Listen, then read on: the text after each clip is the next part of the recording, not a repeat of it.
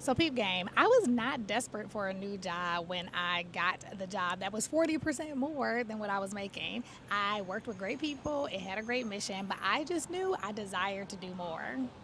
So in 2018, I applied for a job and I negotiated for 40% more than the salary that I was making. Listen, and I did it without looking desperate or even feeling desperate. I did it without selling my soul, and I also did it without feeling like I had to prove myself.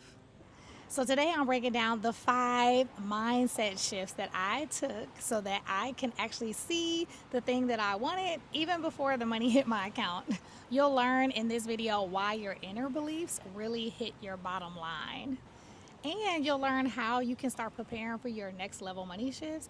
So the first release was letting go of the struggle between serving my community and making more money. I used to feel like serving your community equals being financially in struggle. I know that sounds weird, but even with my 3 degrees, my MBA, I felt like I wasn't worthy to make money after having this college experience without giving back to my community. And so I gave to my community for 15 years. I even started a nonprofit in my community, making sure that I was giving back. And with that, I still felt like I wasn't worthy enough to earn more money because I needed to do more in my community. I needed to prove that I wasn't selling out. I had to prove that I wasn't that person that was going to make more money and cut back on my community and not give back.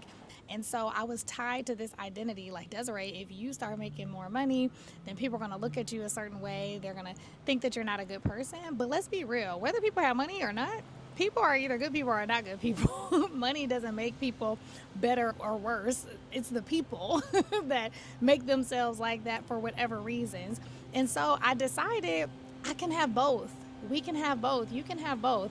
I can be someone that does well in my finances, become wealthy in my finances, and still give back to my community, still very much be attached to my community. Listen, there is no trophy for struggle.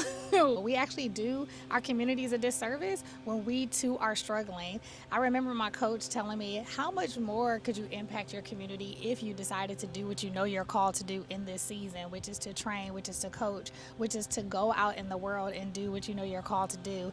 And on the other side of that, I have so much more that I bring in to be able to pour into my communities. I've created a life where I'm not exchanging my time for money as often, so I'm able to not only put my money where my mouth is, but I'm also able to put my hands into my community. Had I stayed in that place, I don't know how much more I could have impacted my community the way I'm able to do now. So you can have both. Struggling is just an excuse to be comfortable. I want to start off with this other one, that what you desire is not a bother. I used to feel like I didn't want to negotiate because I didn't want to seem like I'm bothering anyone. Yeah, I was dealing with a lot of people pleasing back in the day, but I used to feel like it was a bother to ask, and especially because I worked in so many nonprofits. There was that I was negotiating with a nonprofit, and they talked about how their budget couldn't make room for what I was asking, so I settled for what they did give me. And then on the other side of that, I realized that I could have said something different and really stood my ground instead of making room to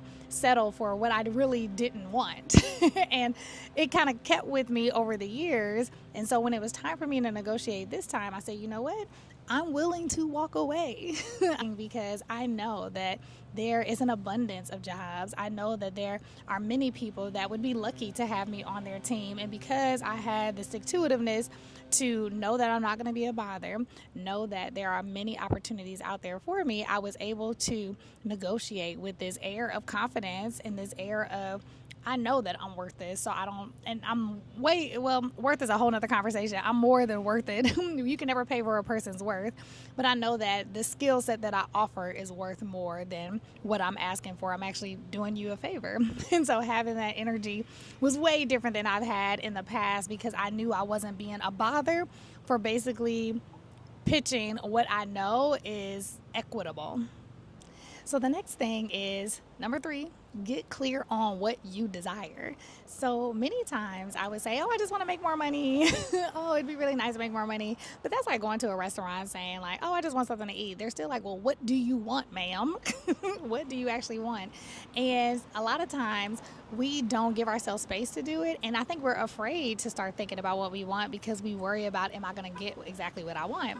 And I do believe that there is this sense of giving room for God to God. Let God start guiding and get more than what you could possibly ask for, but you got to start somewhere. You got to get real in touch with who you say you are and what you say you desire. And the more that you do that, you get closer to what you want. And so I spent time not only saying what is the income band that I wanted, but what type of job I desired and how I wanted to feel in that job. What did I want my coworkers to be like? What did I want my manager to be like? Really painting a picture of what I desire, just like I would be ordering something from a menu at a restaurant. And so I believe that is a big part of being able to get what I desire because I had a vision. I saw it as possible. I knew that what I desired, the income I desired, the kind of position I desired actually existed, and I literally created it. I remember looking for this same position that I took on and it wasn't available, and as I continued to just believe and paint the picture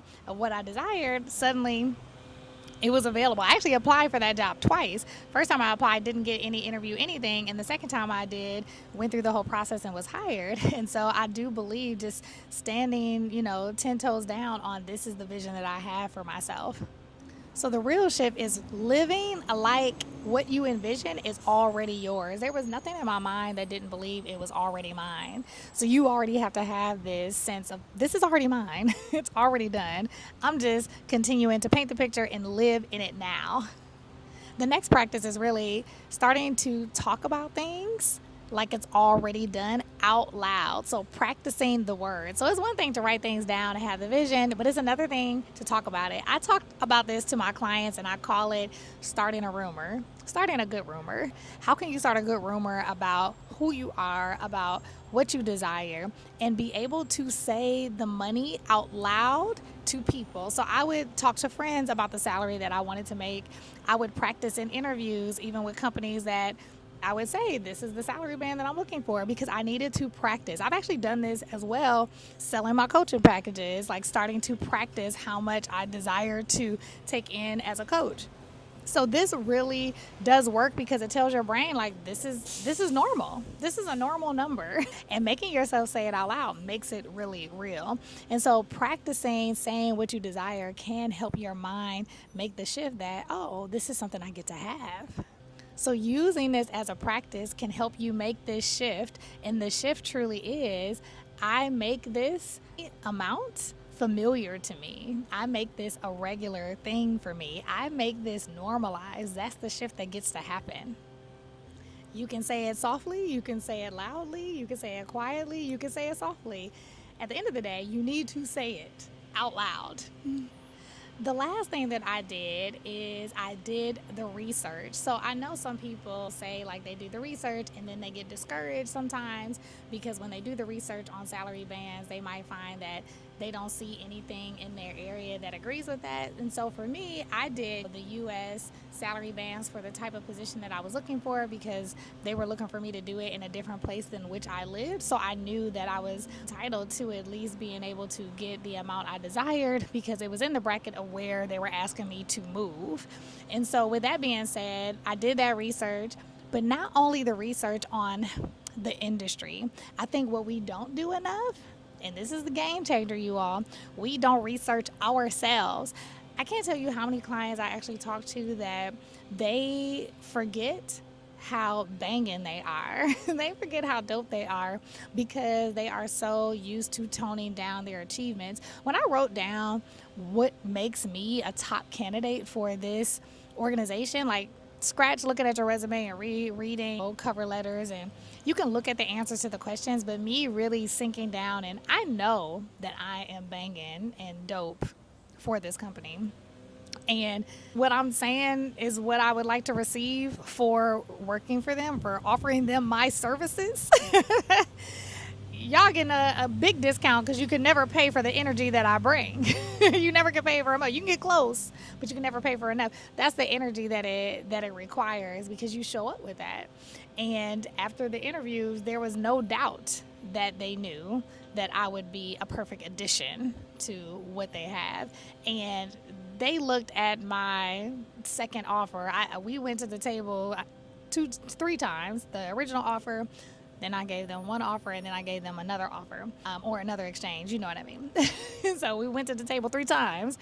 And so they knew that there was something they needed to do. They wanted to keep me. And the best way to negotiate is right before you're going to have the job, because once you're in it, then you kind of get locked into, you got to get promoted, or you have to deal with getting more money from bonuses, or just the small percentage raises. You're not going to get that overflow that you would normally get when you first start working somewhere. And so that negotiation package is the best way to get it. And so it is practical, but it's also spiritual mind too, because you have to have these shifts that I spoke of to help you actually do the thing that's going to cause them to say yes and yes.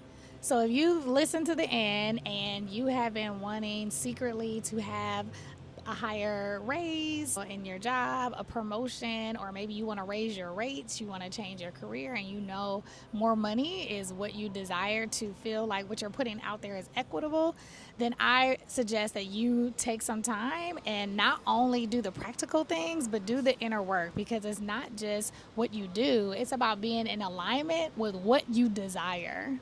It's doing this internal work.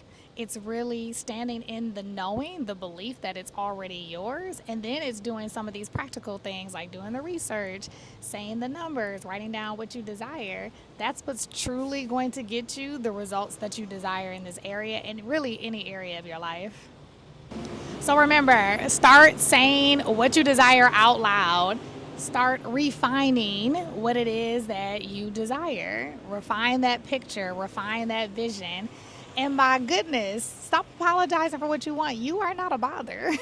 What you want is what you want, and that's just what you want. So go get what you want. So if this really hits you, I want you to go ahead and click the link below, because my FutureHer course is coming out, and you get a sneak peek of it if you go ahead and click the link below. In this course, I am helping high-achieving women leaders that desire to change what they're being so they can get a different result.